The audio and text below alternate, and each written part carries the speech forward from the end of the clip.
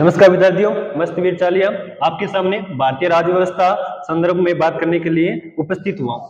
राज्य व्यवस्था का मतलब होता है जी राज करने की व्यवस्था, राज करने की व्यवस्था। और राज करने की व्यवस्था का अध्ययन हम जिस विषय में करते हैं उसे कहते हैं जी भारतीय राज्य व्यवस्था। उसे क्या कहते हैं? भारतीय राज्य व्यवस्था, यानी राज करने की व्यवस्था। आपको पता है कि राज करने की व्यवस्था का जिसमें हम अध्ययन करते हैं उसे कहते हैं जी संविधान। उसे क्या कहते हैं? संविधान। तो संविधान के संदर्भ में हमें चर्चा करनी है कि संविधान क्या है और संविधान का निर्माण कब हुआ था और भारतीय जो संविधान है उसके निर्माण की प्रक्रिया कब प्रारंभ हुई थी, इसके बारे में चर्चा करनी है। तो जो संविधान है यानी भारतीय संविधान के बारे में चर्चा करनी है। तो भारत में सर्वप्रथम में यह ध्यान में रखना है कि भारत में जो संविधान की मांग है, भारत में जो संविधान की मांग, कहां की बात कर रहा हूं मैं?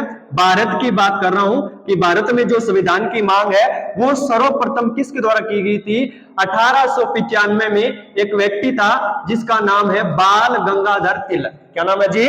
बाल गंगाधर तिलक। ये जो बाल गंगाधर तिलक है इसके द्वारा सर्वप्रथम अपने एक निबंध के माध्यम से 1895 में सर्वप्रथम भारत में मांग की गई थी कि भारतीयों के लिए अपना एक संविधान होना चाहिए, भारतीयों के लिए अपना एक संविधान होना चाहिए। तो आपको ध्यान में रखना है कि भारत में सर्वप्रथम जो संविधान की मांग है वो बाल गंगाधर तिलक के द्वारा की गई थी और 1895 में की गई थी। आपको पता है कि संविधान का निर्माण करने के लिए एक सभा का निर्माण किया जाना चाहिए। किसका निर्माण? सभा का। तो संविधान का निर्माण करने के लिए सभा की आवश्यकता होती है और सभा के जो निर्माण की मांग है यानी जिसको बोला गया संविधान सभा, जिसका कार्य था संविधान का निर्माण करना, उसे बोला गया संविधान सभा। तो दो प्रकार के प्रश्न बनते हैं जी। पहला प्रश्न बनेगा कि भारत में सर्वप्रथम संविधान की मांग किसके द्वारा की गई? 1895 में बाल गंगाधर तिलक के द्वारा की गई। दूसरा प्रश्न क्या बनता है?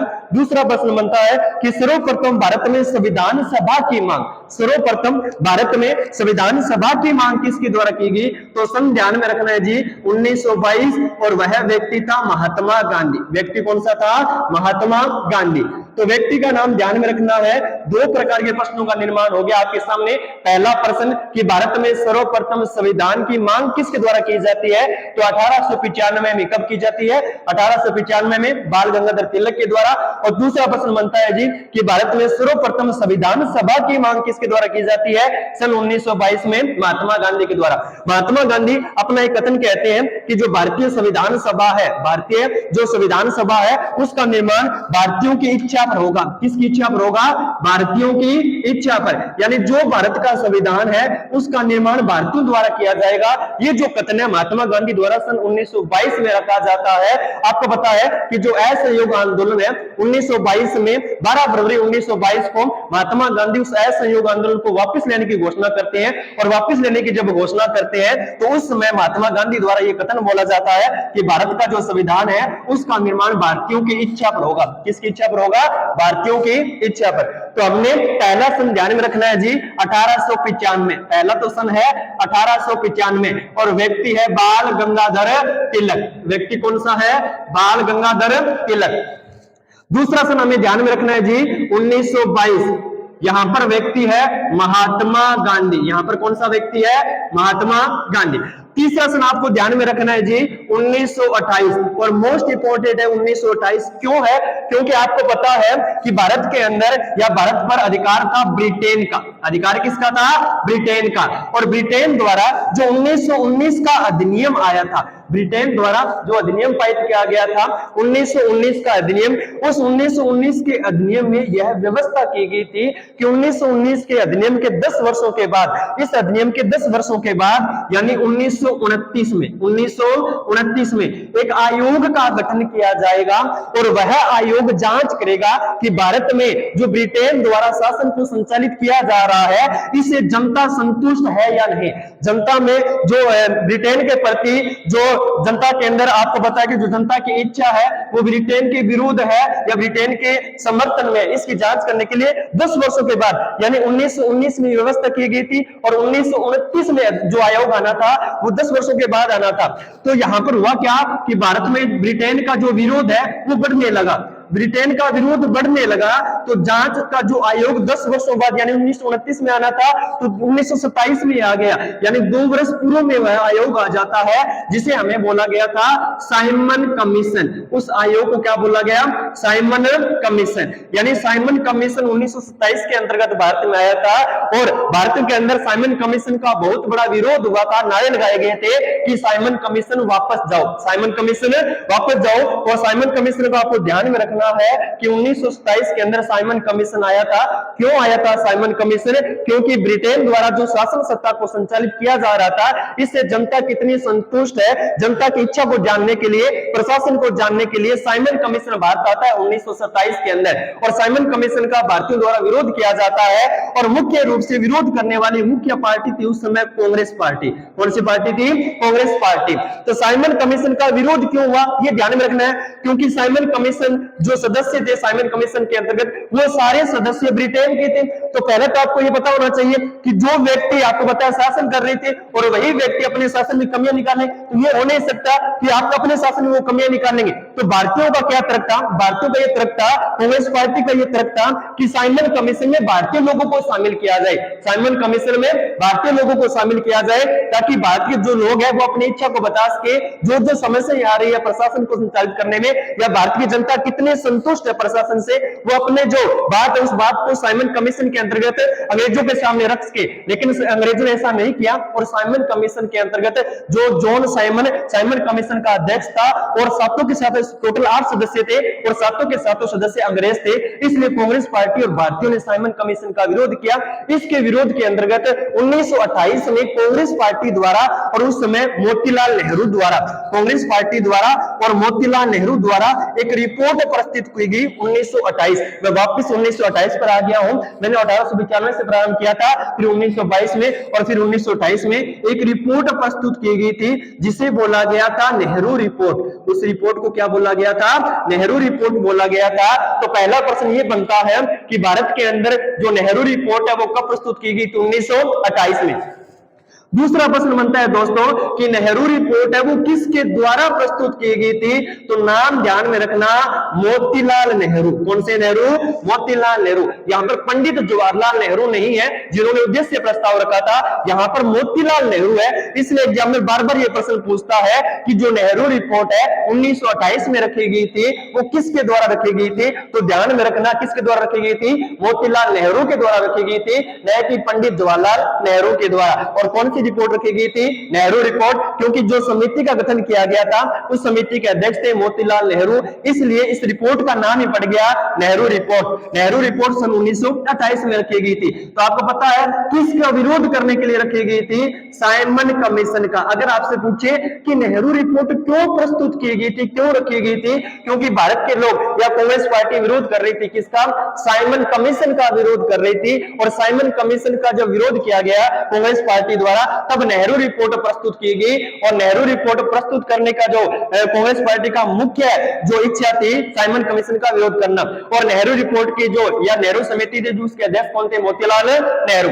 साइमन कमीशन का विरोध करने के लिए प्रस्तुत की गई। और इस नेहरू रिपोर्ट को संविधान का ब्लू प्रिंट कहते हैं। संविधान का क्या कहते हैं जी? ब्लू प्रिंट कहते हैं। ध्यान में रखना, बहुत बार प्रश्न पूछा जाता है कि संविधान का ब्लू प्रिंट किसके द्वारा पेश किया गया था? मोतीलाल नेहरू के द्वारा। कब प्रस्तुत किया गया था? 1928 में। तो 1928 में जो नेहरू रिपोर्ट प्रस्तुत की गई थी उसे संविधान का ब्लूप्रिंट कहते हैं। जो किसने प्रस्तुत किया था? मोतीलाल नेहरू ने सन 1928 में। अब आगे की प्रक्रिया में देखो, पहला हमें 1895 ध्यान में रखना है जहां पर बाल गंगाधर तिलक ने ओनली संविधान की मांग की थी। भारत में पहला व्यक्ति था जिसने सर्वप्रथम भारत के अंदर संविधान की मांग की थी, वो बाल गंगाधर तिलक था। सन ध्यान में रखना है 1895।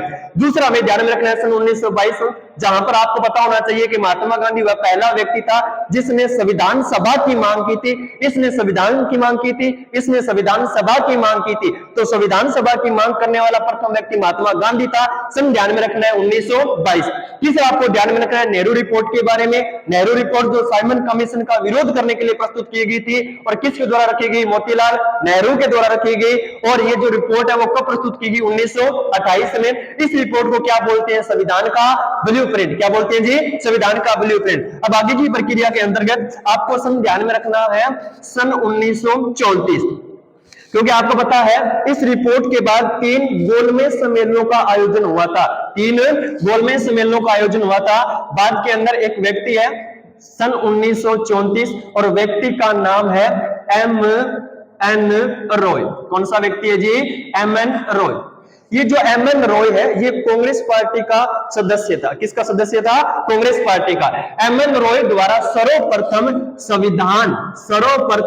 एक शब्द ध्यान में रखना आप, संविधान और संविधान सभा। सर्वप्रथम M.N. रॉय द्वारा संविधान और संविधान सभा की मांग प्रत्यक्ष रूप से की जाती है। किस रूप से की जाती है? प्रत्यक्ष रूप से। इस शब्द को ध्यान में रखना। अगर वो सीधा पूछे कि भारत में संविधान सभा की मांग किसके द्वारा सर्वप्रथम की गई, तब तो महात्मा गांधी होगा। लेकिन वो ये पूछे कि भारत में सर्वप्रथम प्रत्यक्ष रूप से संविधान सभा की जो मांग है या जो संविधान की मांग है वो किसके द्वारा की गई? M.N. रॉय के द्वारा की गई। और ये जो M.N. रॉय था इसलिए ये मांग है वो जो मांग है वो अपनी मांग कब रखी जी? सन 1934 में रखी। प्रत्यक्ष का मतलब क्या हुआ कि अब तक जैसे महात्मा गांधी ने संविधान सभा की मांग की थी तो उस समय उन्होंने विशेष रूप से ने बोला था कि संविधान सभा का गठन होना चाहिए। उन्होंने ये बोला था कि भारतीय जो संविधान है वो भारतीयों की इच्छा के अनुसार उसका निर्माण होगा, ये बोला था महात्मा गांधी ने। लेकिन विशेष रूप से ये नहीं बोला था प्रत्यक्ष रूप से कि संविधान सभा का गठन किया जाए। M.N. रॉय ने पहली बार भारत में ये बोला, पहला व्यक्ति था M.N. रॉय। सन 1934 में उन्होंने मांग रखी ब्रिटेन के सामने कि भारत में एक ऐसी सभा का गठन होना चाहिए जो भारत के लिए संविधान का निर्माण करे। किसका निर्माण करे जी? संविधान का। प्रत्यक्ष रूप से ब्रिटेन के सामने M.N. रॉय ने सर्वप्रथम ये मांग रखी थी सन 1934 में। तो पहला आपको सन ध्यान में रखना है 1895, दूसरा आपको सन ध्यान में रखना है 1922, तीसरा सन आपको ध्यान में रखना है 1928 नेहरू रिपोर्ट, और चौथा सन आपको ध्यान में रखना है 1934 जहां पर M.N. रॉय जिसने संविधान और संविधान सभा की मांग किस रूप से? प्रत्यक्ष रूप से अंग्रेजों के सामने रखी थी 1934। उसके बाद आपको ध्यान में रखना है जी 1936। कौन से सन की बात कर रहा हूं मैं? 1936 की बात कर रहा हूं। और 1936 में कांग्रेस पार्टी ने M.N. रॉय की बात को ध्यान में रखते हुए, कौन सी पार्टी थी उस समय की मुख्य पार्टी? कांग्रेस पार्टी थी। और कांग्रेस पार्टी का एक अधिवेशन था फैजपुर अधिवेशन। कौन सा अधिवेशन है? फैजपुर अधिवेशन। कांग्रेस पार्टी का एक अधिवेशन था फैजपुर के अंतर्गत। कांग्रेस पार्टी के प्रतिवर्ष अधिवेशन होते हैं, तो 1936 के अंदर कांग्रेस पार्टी का एक अधिवेशन था फैजपुर में। उस अधिवेशन के अंतर्गत कांग्रेस पार्टी पहली बार भारत में संविधान सभा की मांग रखती है। किसकी मांग रखती है? संविधान सभा की। तो कांग्रेस पार्टी अब तक संविधान सभा की मांग कांग्रेस पार्टी ने नहीं रखी थी। जो कांग्रेस पार्टी के प्रतिनिधि थे वो अलग अलग रूप से अपने संविधान सभा या संविधान की मांग कर रहे थे। अब कांग्रेस पार्टी ने अपने एक अधिवेशन में, अधिवेशन कहां पर आयोजित हुआ? फैजपुर में अधिवेशन आयोजित हुआ। और फैजपुर अधिवेशन में कांग्रेस पार्टी ने सर्वप्रथम अंग्रेजों के सामने ये मांग रख दी कि भारत के लिए संविधान का निर्माण करने के लिए किसका गठन किया जाए? संविधान सभा का। किसका गठन किया जाए जी? संविधान सभा का गठन किया जाए जो भारत के लिए संविधान का निर्माण करेगी। कांग्रेस पार्टी ने ये जो मांग है वो कब प्रस्तुत की? 1936 में। 1936 से पहले आपको ध्यान में रखना है 1934, जहां पर व्यक्ति कौन सा है? M.N. रॉय। M.N. रॉय द्वारा सर्वप्रथम संविधान और संविधान सभा की प्रत्यक्ष रूप से मांग रखी गई थी 1934 में। अगर प्रश्न आ जाए, बहुत बार पूछा गया है कि कांग्रेस पार्टी, कौन सी party? Congress party. Congress party ने कौन से अधिवेशन में सर्वप्रथम संविधान सभा की मांग को रखा? तो अधिवेशन कौन सा था? फैजपुर का अधिवेशन। कौन सा अधिवेशन था जी? फैजपुर का। और फैजपुर में इस अधिवेशन का जो आयोजन है वो कब हुआ था? 1936 में। तो 1936 तक आगे हम 1895 से चले थे। कहां से चले थे? 1895 से चले थे। अब आगे देखना जी 1938 को ध्यान में रखना है। किसको ध्यान में रखना है? 1938 को। 1938 में पंडित जवाहरलाल नेहरू, पंडित जवाहरलाल नेहरू, यहां पर आपको ध्यान में रखना है जी 1928 में तो मोतीलाल नेहरू थे। अब 1938 आ गया है सन। 1938 में कौन से नेहरू है? पंडित जवाहरलाल नेहरू। 1938 में पंडित जवाहरलाल नेहरू ने भारत में संविधान सभा की मांग रख दी। किसकी मांग रख दी? संविधान सभा की। संविधान सभा की जो मांग है वो पंडित जवाहरलाल नेहरू सन 1938 में रखता है। और संविधान सभा की जो मांग है वो पंडित जवाहरलाल नेहरू वयस्क मताधिकार पर करता है। किस पर करता है? वयस्क मताधिकार। ये वैश्विक मताधिकार क्या होता है, इसको समझना। वैश्विक मताधिकार का मतलब कि जिन व्यक्तियों के वोट बन गए हैं, जिन व्यक्तियों के मत बन गए हैं, उन व्यक्ति द्वारा अपने मतों का प्रयोग किया जाएगा और भारत में संविधान सभा का निर्माण किया जाए। कि जिनका वोट बन गया है उन व्यक्तियों द्वारा अपने वोट का प्रयोग किया जाए और किसका गठन किया जाए भारत में, संविधान सभा का। यानी जनता के द्वारा प्रत्यक्ष निर्वाचन, किसका निर्वाचन, कौन सा निर्वाचन जी, प्रत्यक्ष निर्वाचन। और आपको पता है कि प्रत्यक्ष निर्वाचन में जनता जहां पर भाग लेती है वो प्रत्यक्ष निर्वाचन होता है। तो प्रत्यक्ष निर्वाचन के द्वारा संविधान सभा का गठन किया जाए। कौन से निर्वाचन द्वारा, प्रत्यक्ष निर्वाचन द्वारा संविधान सभा का गठन किया जाए, उसको क्या बोला गया, वैश्विक मताधिकार के आधार पर सर्वप्रथम पंडित जवाहरलाल नेहरू द्वारा सन 1938 में संविधान सभा की मांग रखी। तो आपके सामने 3 या 4 प्रश्न बनेंगे। पहला प्रश्न क्या किया जी हमने, पहला प्रश्न किया था कि सर्वप्रथम संविधान सभा की मांग, सर्वप्रथम संविधान सभा की मांग किसके द्वारा रखी गई जी, महात्मा गांधी के द्वारा रखी गई सन 1922 में। दूसरा प्रश्न हमने क्या किया था कि प्रत्यक्ष रूप से संविधान सभा की सर्वप्रथम मांग अंग्रेजों के समक्ष कौन रखता है, एमएन रॉय रखता है सन 1934 में। उसके बाद हमने प्रश्न किया कि जो संविधान सभा है, कांग्रेस पार्टी ने संविधान सभा की जो मांग है वो कौन से अधिवेशन में की थी और कहां पर जो अधिवेशन का आयोजन हुआ था, फैजपुर में अधिवेशन का आयोजन हुआ था। और 1936 के अंतर्गत वो जो अधिवेशन है वो कब हुआ था, 1936 में। 1936 के अधिवेशन में कांग्रेस पार्टी ने संविधान सभा की मांग की। और अब हमने किया है कि 1938 में पंडित जवाहरलाल नेहरू ने सर्वप्रथम संविधान सभा की मांग की और किसके आधार पर की जी, वैश्विक मताधिकार के आधार पर की। ध्यान में रखना, यहां पर इस प्रकार का प्रश्न पूछा जा सकता है कि जनता के द्वारा निर्वाचित प्रतिनिधि भेजे जाएंगे कहां पर, संविधान सभा में। इस प्रकार की मांग रखता है जी, कौन रखता है, पंडित जवाहरलाल नेहरू रखता है सन 1938 में।